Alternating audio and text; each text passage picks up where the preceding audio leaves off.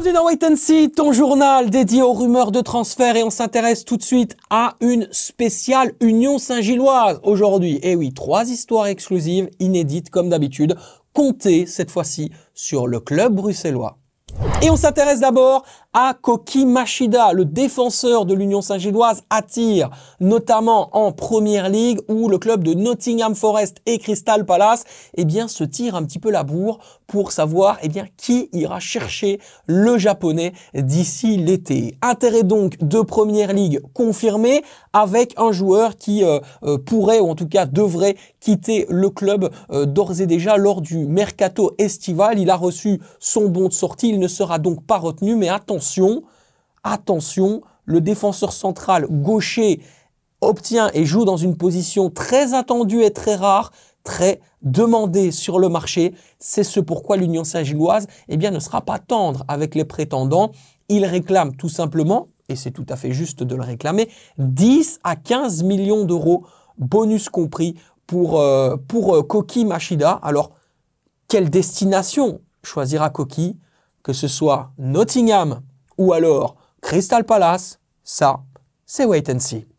José Cordoba, on s'intéresse à présent au potentiel remplaçant de Koki Machida. Il s'agit d'un défenseur central, là aussi gaucher, de 22 ans et d'1,87 m, international panaméen. Il est très intéressant, un joueur qui intéresse l'Union Saint-Gilloise, qui s'est déjà renseigné et qui est assez impressionné par sa capacité d'impact physique, de jeu aérien, mais surtout sa capacité d'accélération. C'est un joueur au profil quelque part assez similaire à celui de Koki Machida, ce pourquoi il pourrait fit, comme on dit en anglais, très bien avec le profil et surtout avec le jeu de Alexander Blessing. À l'heure actuelle, l'Union Saint-Gilloise est intéressée, apprécie le profil, mais attention, parce qu'il y a la concurrence de clubs français, notamment le LOSC, qui apprécie énormément, le club de Lille Métropole, le profil donc de José Cordoba.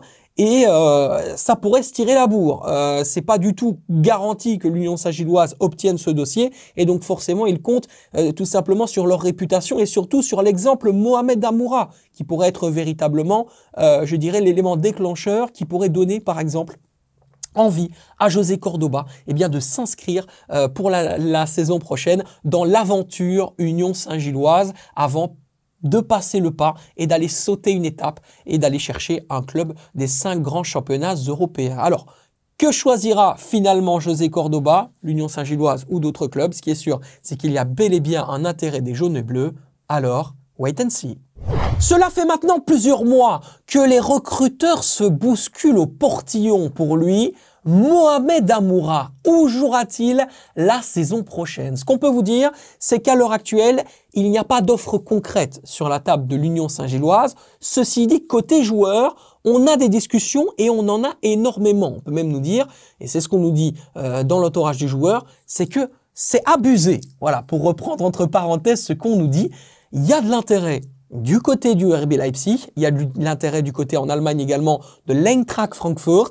Brighton s'est également intéressé forcément au club de la petite sœur, l'Union Saint-Gilloise, et l'Olympique Lyonnais. Et oui, l'Olympique Lyonnais apprécie également le profil de Mohamed Amoura. Ce qui est certain, c'est que l'Union Saint-Gilloise sait qu'il pourrait réaliser une très très belle affaire cet été avec l'international algérien, ce pourquoi il devrait réclamer au moins 20 millions d'euros, auxquels pourraient s'ajouter des bonus notamment, ainsi qu'un pourcentage à la revente pour libérer l'international algérien. Mais alors, qui décrochera la timbale? Qui ira chercher entre ces différents clubs sous-cités?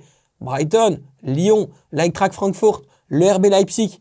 Il pourrait y en avoir encore d'autres bientôt. Qui gagnera le dossier Mohamed Amoura? Ça, c'est Wait and See.